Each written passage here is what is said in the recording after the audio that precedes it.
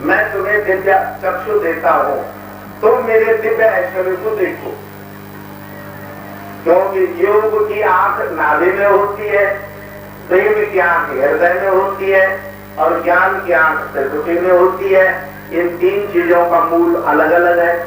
भक्ति का मूल हृदय है, योग का मूल नाभि है, ज्ञान का मूल जो है वो त्रिकुटी है। तो शिव ने देखा कि हम उस शुद्ध रूप में, जिस शुद्ध चक्षुष है, उस परमात्मा का ज्ञान होता है, उसी चक्षु से, उसी विवेक नेत्र से देखेंगे। अगर हमारे इष्ट होंगे तो कुछ बिगड़ेगा ही नहीं, और हमारे इष्ट का कोई नकली रूप धारण किया होगा तो तुरंत टोकरा भस्म हो जाएगा, जो नकली होगा। तो तब से वो तीसरा नेत्र उगारा और तुरंत काम जरी भई छारा। उसी वक्त शिव ने तीसरा नेत्र खोला, जिससे इष्ट का दर्शन होता है। गुरुमुखों को अपने अंदर, अपने गुरुद्वारे में जाने के लिए रास्ता मिलता है। जिस आंख से वो आंख खोल डाली और उस आंख के प्रभाव से वो जो नकली राम बना था वो स्वाहा, एक मुट्ठी राख बन गया। अब देवता बोले अरे सारा आडंबर फेल हो गया। चाहते तो ये थे शिव के मन में काम जागे तो ब्याह करे, और ब्याह करेगा तो पुत्र होगा, पुत्र होगा तो उसको हम अपना सेनापति बनाएंगे, सेनापति बनाएंगे तो तारकासुर राक्षस मारा जाएगा, तब कहीं देव राज्य की स्थापना होगी। ये तो सारा काम ही उल्टा हो गया। लेकिन भैया ये विश्वनाथ है, सब कुछ करने में समर्थ है। उधर पार्वती का तप रंग ला रहा है, इधर भोलेनाथ भी ब्याह करने को तैयार हो गए, चले विवाह करने। लेकिन काम क्या करा? सकल शरीरे मन चित कृत भस्माम धरणम। ब्याह कराने तो चले, लेकिन कामदेव को जला करके उसकी भस्म लपेट करके दूल्हा पैर पर उल्टा बैठा, पूछ की तरफ मुंह कर दिया और मुंह की तरफ पीठ कर दी पैर पर। लोग तो सीधे बैठते ना, सामने लगाम पकड़ के, वो दूल्हा उल्टा बैठा। भगवान विष्णु बोले महाराज सीधे बैठो, सौरे वाले देखेंगे हंसेंगे कि ऐसा पागल है जिसको बैठना भी सीधा नहीं आता। बोले नहीं, कैलाश से मुंह नहीं मोड़ेंगे, ब्याह हो चाहे न हो। कैलाश को पीछ नहीं है। कैलाश का अर्थ है कि बेशक मैं शादी कर दूं, लेकिन वो अद्वैत शास्त्रों में ऐसी है केवलम आसन, आस माने बैठना, आसना बैठना, केवल माने अकेला, और निष्काम होकर के विवाह करा तो क्या करा? कामना रही, न कोई दहेज की कामना, न कोई जेवर की कामना, न कुछ की न कुछ। पार्वती रूठ गई, मेरे लिए जेवर नहीं है। बोले पार्वती जेवर से क्या होता है? बोले देखने वालों को भी प्रसन्न हो जाते हैं और अपना दिल भी ठीक रहता है। बोले देखने वाले, और जो देखने वाले तो जो खुश होते हो तो खाली चोर खुश होते, दूसरे का गहना देख करके वो वहां जाएंगे। बाकी आंधी गुआंधी जगह शरीक होते वो तो जलन पैदा करते हैं। तो शंकर जी क्या करे? बोले हम एक ऐसा जेवर पहनते हैं जो त्रिलोकी के चराचर सब खुश हो जाए। तो बाबा गए, महोक्षर खटवांगम परसुरजनम भस्म परिणम, जो परसु भस्म आदि तो पहले ही उनके पास अटपटी चीजें थी। एक खटवांग गया, एक टूटे हुए खटने का, खटिया का पहिया, चारपाई का टूटा हुआ पहिया लिया है, और उसके छेद में एक डोरी डाले और अपने गले में लॉकेट डाल दिया। और पार्वती से बोले देखो हमारा जेवर ये ठीक नहीं लग रहा है क्या? इतनी खिलखिला के पार्वती हंसी। पार्वती क्या हंसी? प्रकृति हंस गई। पूछ उठा के बैल भी हंसने लगा, भूत प्रेत हंसने लगे, देवता हंसने लगे, नाग नर पिशाच मनुष्य, और कैलाश हंसने लगा। बोले बताओ, तू कह रहे थे ना जगत प्रसन्न हो जाता जेवर से, ये सबसे श्रेष्ठ जेवर हुआ कि नहीं? चराचर का प्राणी पेड़ पौधे तक हंस पड़ा। तो ऐसे अद्भुत कार्य हैं उनके। ये बताने का मेरा विधान ये था कि विवेक के बगैर काम लिया तो शिव बच गए भूखे से। जो अहिल्या उसका प्रायश्चित रूप जो है वो शिव की तीसरी आंख है। श्री गुरु महाराज जी ने अभ्यास के द्वारा आप सबको इस आंख का भेद बताया है। निश्चय ही अगर आप अभ्यास करते, निश्चय ही आपकी तीसरी आंख खुलती, निश्चय ही असल और नकल में, झूठ और सच में, आडंबर में, धोखा में आपको अवश्य पहचान हो जाती। आप अपना हित समझ जाते। ये पाप पुण्य जो अन्य धर्म अवलंबन है मन के, ये हितकर नहीं है। पुण्य जो है वो सोने की हथकड़ी है, पाप लोहे की हथकड़ी है, दोनों ही बंधन के रूप हैं। इसलिए उस वचन को भगवान ने ऐसे कहा कि सर्वधर्म परित्यज्य, मन के अन्योन्य आश्रय अप्रूट गया। ये तुम गुरुमुख निवन है। तुम्हारे मन के अन्योन्य आश्रय जो है धर्म, जो मन के संस्कार धर्म है, नस्वर, जो पल पल उपजे, क्षण क्षण उपजे, क्षण क्षण बिसरे, जिनसे गुरु नानक देव जी ने कहा क्षण क्षण उपजे, क्षण क्षण जिनसे सो तो मेरे सत नहीं, सो मेरा सत नहीं हो सकता जो पल पल उपजे और पल पल विनष्ट जाए। तो मन के अंदर ये धर्म, आलस्य, भय, क्रोधा, निंद्रा, तंद्रा, आलस्यम, दीर्घसूत्रता आदि जो गुण हैं, ये अन्योन्याश्रय मन के आश्रय हैं। ये पल पल उत्पन्न होते हैं, पल पल नाश होते हैं। आपके संसार में प्रीति पल भर में किसी से प्रीति हो जाती है, पल भर में बैर पड़ जाता है। पल भर में आप किसी की बढ़ाई करते हैं, पल भर में निंदा करने लग जाते हैं। ऐसी जो घटनाएं मन करता है, ये अर्जुन इन सभी धर्मों, इन सभी मन के व्यापारों को त्याग दे। सर्वधर्मन परित्यज्य, इन सब मनाश्रय धर्मों का त्याग कर, अंधविश्वासों का त्याग कर, और मुझ सच्चिदानंद में मन मना भव मद भक्त्या मध्याजीमा नमस्कुरु। मेरा भक्तवन, मुझ में मन लगा, मेरा आश्रय ले, एकमात्र मेरा भजन कर। तो ये बात गुरुमुखों के लिए परम औषध है। आपको न पाप का आश्रय न पुण्य का आश्रय, इन दोनों से अलग रहना चाहिए।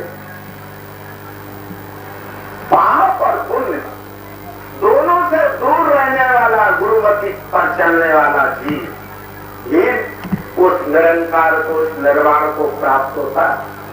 उस ब्रह्म में, उस परम ज्योति का दर्शन करता है। उसके की विवेक की आंख खुल जाती है। जब तक आपके मन में पुण्य का लोभ है और पाप का भय है, तब तक आप मुक्त नहीं हो सकते। एक कोई फकीर था, एक यहूदी मंदिर में बहुत सारे यहूदी इकट्ठा होकर प्रार्थना कर रहे थे। वो फकीर एक हाथ में अग्नि लेके, दूसरे हाथ में जल लेकर के, और सब प्रार्थना वालों के बीच में से गुजर के सामने स्टेज पर खड़ा हो गया और जोर से चिल्लाया, बंद करो अपनी ये प्रार्थना। लोग उन फकीर साहब को जानते थे, बड़ी उनकी कदर करते थे, इज्जत करते थे। गुरजेफ उनका नाम था, यूनान के रहने वाले। कुछ किताबों में तो रबिया के लिए कहानी लिखी गई है, लेकिन कुछ हिंदुस्तानी लोगों ने अपने गुरुओं के लिए कहानी लिखी। लेकिन मूल कथा जो है वो गुरजेफ फकीर की है। गुरजेफ फकीर ने कहा कि ए लोगों, तुम्हारी प्रार्थना मैंने कई घंटे सुनी। तुम्हारी प्रार्थना में दो ही बातें थी। या तो तुम्हारे मन में पाप का भय था, या तुम्हारे मन में स्वर्ग का लोभ था। तुम्हारे मन में ईश्वर का प्यार, ईश्वर की ज्योति, ईश्वर का स्वरूप एक क्षण के लिए भी नहीं आया। तुम क्या जानो कि ईश्वर क्या है?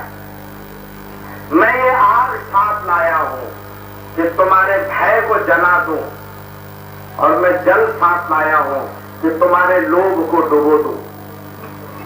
आज तुम्हारे जीवन से भय और लोभ दोनों ही निकल जाए तो तुम्हारा सीधा सीधा प्रेम जो है वो प्रभु से जुड़ जाए, गुरु महाराज जी से जुड़ जाए। बना लेके प्रार्थना करते हो, भजन करते हो या धर्म कर्म करते हो, या फिर अपने पापों के से भयभीत होकर के और तब प्रार्थना करते हो, बख्श दे भगवान बख्श दे।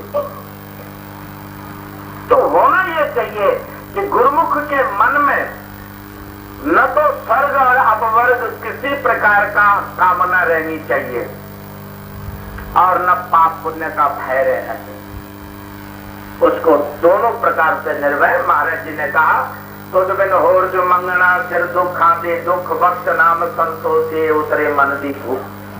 तेरे अलावा प्रभु हम कुछ नहीं चाहते। भरत जी ने कहा अर्थ न धर्म न काम रुचि और गति न चाहो निर्वाण। अर्थ धर्म काम मोक्ष कुछ नहीं चाहता। हनुमान जी ने कहा जय जोन जन्मो कर्म बस बस राम पद अनुराग हो। सीधी सी बात है। ऐसा अभेद मिलन हो जाए। अभेद तारतम्य तब होता है जब बीच में से स्वार्थ निकल जाए। वो स्वामी तुलसीदास जी से पूछा किसी ने कि गोसाई जी ये बताइए कि माया अधिष्ठान क्या है। जैसे मिथ्या अधिष्ठान असद है, इस तरह माया जो ब्रह्म है इसका अधिष्ठान क्या है। तो कहने लगे मैं और तो, तौर तय माया, मैं और तू ये मान लेना। इसके बीच में जो फर्क है, डिस्टेंस जो दूरी है, इस दूरी में ही माया उत्पन्न होती है, अविद्या उत्पन्न होती है। जब हम ये मान लेते हैं कि ये मेरा इष्ट देव और ये मैं, ये द्वैत जब स्थापित हो जाता है तो द्वैत के बीच में अविद्या का पर्दा आ जाता है। और गुरु महाराज जी ने बताया अद्वैत का मार्ग। गुरु महाराज कहते हैं मन मंदिर तन देश कलंदर घटी तीर्थ नाव। कृष्ण कहते हैं नहीं न सदृशं ज्ञानम पवित्र मेवा विविंदते तत्सर्व योग संसिद्धि कालेनात्म निविंदति। तेरी आत्मा से पवित्र वस्तु त्रिलोकी में कुछ है ही नहीं अर्जुन। इससे परे कोई दूसरा ब्रह्म नहीं, जीव ब्रह्म ना परा। आज गुरु शंकराचार्य अपने भाष्य में कहते हैं जीव ब्रह्म ना परा। तेरी आत्मा से परे कोई दूसरा भगवान नहीं, कोई दूसरा रब नहीं। वो कहते पर्दा दूरी है ही नहीं यहाँ पर।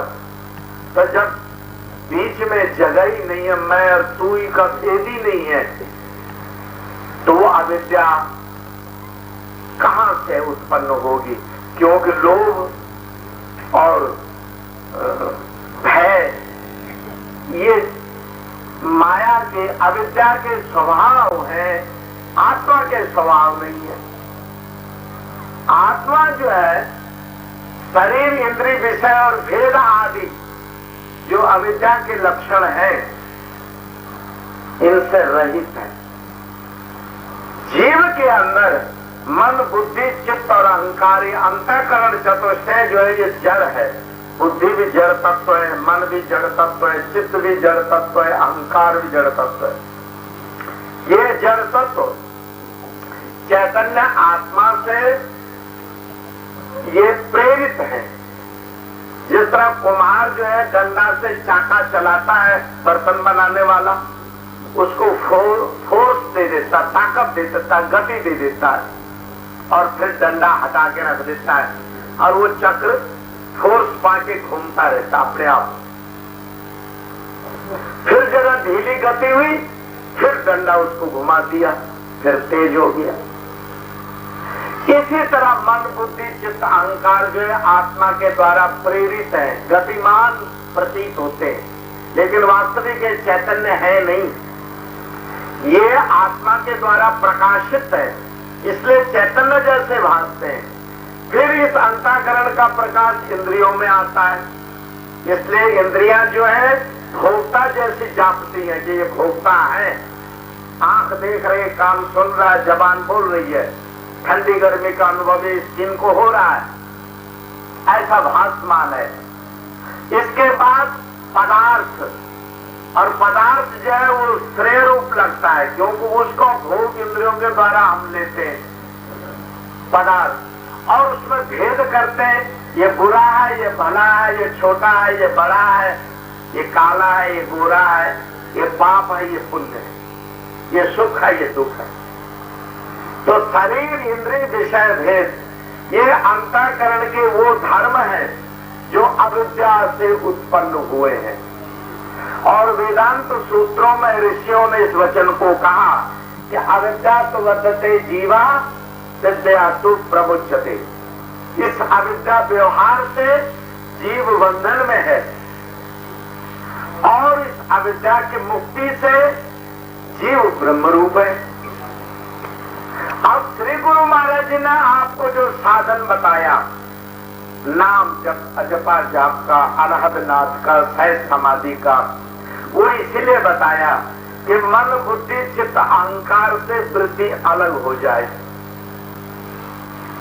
क्योंकि मन बुद्धि चित्त अहंकार जब तक चैतन्य के द्वारा प्रेरित रहेगा तब तक क्षय हो जाने से आसक्ति का कारण बनेगा।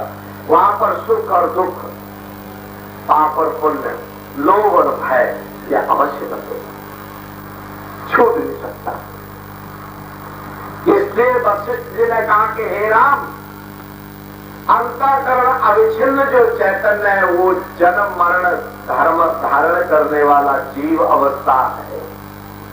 अंतःकरण से विशिष्ट जो चैतन्य है वो अजन्मा अविनाशी सच्चिदानंद स्वरूप है। असल में आप सब सच्चिदानंद स्वरूप हो। तुम न नारी हो न नर हो, न क्षत्रिय ब्राह्मण वैश्य शूद्र, कुछ भी नहीं हो। तुम अमीर गरीब ज्ञानी अज्ञानी कुछ भी नहीं हो। तुम क्या हो? तद ब्रह्म निष्कला हम नचभूत संगम। तुम निष्कल, पेवर, निष्कल कहते पेवर, शुद्ध, जिसको गोविंद सिंह जी ने खालसा कहा, खालस पेवर, उस ईश्वर के अंश हो। नचभूत संगम, मैं पंचभूतों का संग नहीं हूँ। छिद चल पावक गगन समीरा, पंचभूत रच अधम शरीरा, मैं ये अधम शरीर नहीं हूँ। मैं निष्कल खालसा हूँ, शुद्ध खालसा हूँ। ये पहचान हर गुरुमुख को अपनी होनी है, लेकिन तब होनी है जब सर्वधर्मान परित्यज्य, मन के अन्योन्याश्रयों को त्याग करोगे तब। अभी तो तुम पुण्य की लोभी हो, अभी तुम पापों से भयभीत हो, अभी तो तुम छोटे बड़े के फर्क में ही उलझे हुए हो। अभी तो असल नकल के हमारे पास पहचान ही नहीं आई। अभी तो ये मरण धर्म, कान और आंख, इनका देखा देखी संस्कारों के द्वारा चला रहे, नाच रहे, कूद रहे हम। जिस दिन शंकर वाला विवेक नेत्र खुलेगा उस दिन पहचान होगी। क्या होगी? मैंने श्री गुरु महाराज जी को एक पत्र लिखा था बहुत पहले, और महाराज जी ने मेरे पत्र लिखा कि बेटा तुम मुझे अभी खाली जानते जानते हो, पहचानते नहीं हो। जिस दिन तुम मुझे पहचान लोगे उस दिन ऐसी चिट्ठी नहीं लिखोगे। सन 1958 में बरेली से मैंने एक पत्र लिखा महाराज जी को, बिहार, और उसमें मैंने बहुत सारे ताने दे दिए, जैसे तुम लोग ताने देते हो कि तो अमीरों का भगवान है, तेनो तो उठे जाना पे जाता है, जहाँ तेनो खूब रसगुल्ले मलाइयाँ पे तो सोने का सिंगार, मुझ गरीब की घर क्यों आएगा, मेरे घर में तो कंबल है, बोरी है बैठने के लिए। ऐसे हमने भी खूब ताने लिखे चिट्ठी में। तो महाराज जी ने एक ही पंक्ति की चिट्ठी लिखी मुझे कि बेटा अभी तो तू मुझको जानता ही जानता है, नाम रूप से पहचानता नहीं है। जब पहचानेगा ना तब ये बात तेरे मन से निकल जाएगी। तो उस साल महाराज जी लौट के आए और 15 दिन लगातार मेरी झोपड़ी पर रहे। मैं झोपड़ी में एकांत रहता था, तो वो बेटियां बैठी है गुड़िया, इसके पिताजी रमेश चंद्र जी, वो महाराज जी को तांगे में बैठा के रामगंगा किनारे ले जाते थे। तो वहां महाराज जी बोले आओ रे केशवानंद, तो हम लोग कबड्डी थे। तो पहले महाराज जी को तेल मालिश करी, सर्दी के दिन थे, और उसके बाद रेत में लकीर खींच के महाराज जी बोले ये तुम सब भक्तों का पाला और ये मेरा अकेले का पाला। अकेले एक तरफ आप खड़े हो गए, एक तरफ सारे भक्त इकट्ठे हो गए। अब हम लोग कबड्डी कबड्डी कबड्डी करके जाए और हमारे जी पट पकड़े और अपने दोनों पैरों को बीच में दबा दे। अब छटपटा छूटे ना कोई। हमारे जी बहुत बलवान थे उस समय। आप लोगों ने तो 64 के बाद नंगल में आके महाराज जी को देखा, तब तक काफी वृद्ध और बिल्कुल बर्फ हो चुके थे महाराज जी तब तक। लेकिन शुरू का जो जमाना था वो महाराज जी के सामने रहना इतना ही कठिन था जैसे शेर के सामने रहना कठिन था। एकदम बड़े विकराल रूप थे। लेकिन कभी कभी बाल